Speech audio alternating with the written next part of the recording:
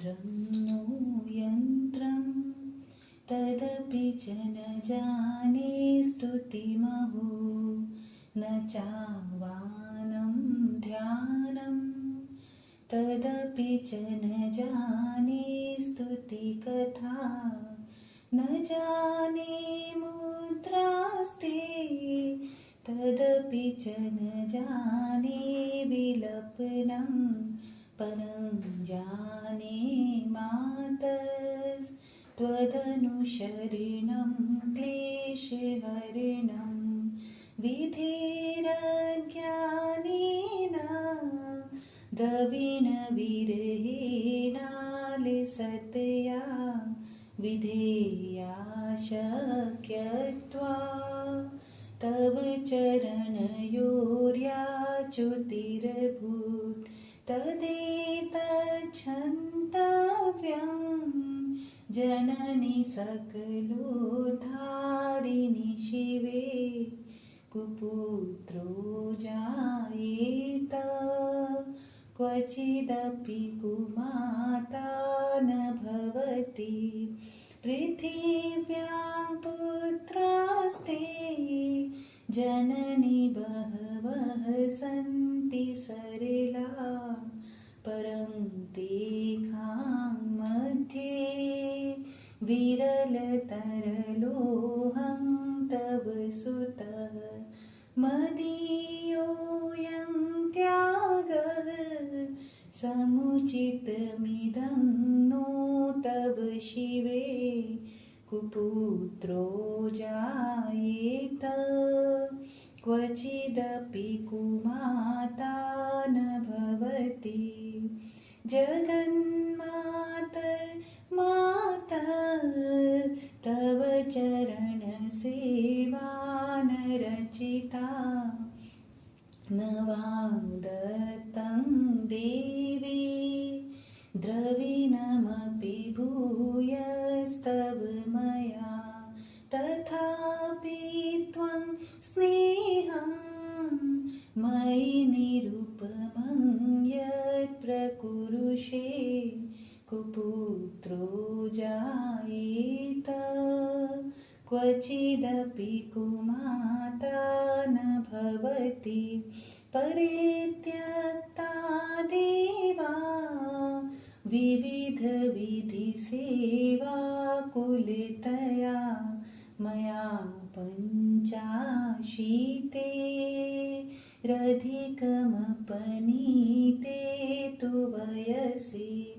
इदानीं चिन्मातस्तव यदि कृपानापि भविता निरालम्बो लम्बो दर्जननिकं यामि शरणं श्वपाको जल्पाको भवति मधुपाकोपमगिरा निरातङ्को रङ्को विहरति चिरं कोटिकनकै तवापर्णे कर्णे विशति मनुवर्णे फलमिदं जनः को जानीते जननि जपनीयं जपविधौ चिताभस्मा लेपो गरलमशनं दिक्पटधरो जटाधारी कण्ठे भुजगपतिहारी पशुपति कपाली भूतेशो भजति जगदीशैकपदवीं भवानी त्वत्पाणि ग्रहणपरिपाटी फलमिदं न मोक्षस्य काङ्क्षा भवविभववाञ्छापि च न मे न विज्ञानापेक्षा शशिमुखी सुखे चापि न पुनः अतस्त्वां संयाचे जननी जननं यातु मम वै मृडानि रुद्राणि शिव शिव भवानीति जपतः नाराधितासि विधिना विविधोपचारे किं वृक्षचिन्तनपरे न कृतं वचोभिः श्यामे त्वमेव यदि किञ्चन मयि नाथे धत्से कृपा मुचितमम्ब परं तवैव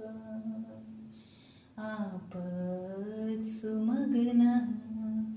स्मरणं त्वदीयं करोमि दुर्गे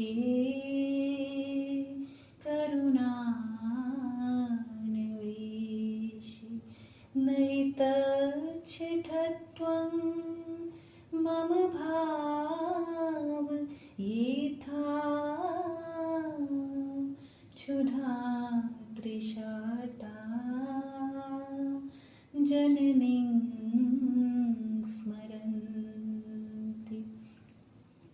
जगदम्ब विचित्रमत्र किं परिपूर्णा करुणास्ति चेन्मयि अपराध परम्परा परं नहि माता समुपेक्षते सुतं मत्समः पातकी नास्ति पापघ्निं त्वत्समा नहि एवं ज्ञात्वा महादेवी यथा योग्यं तथा कुरु यथा योग्यं तथा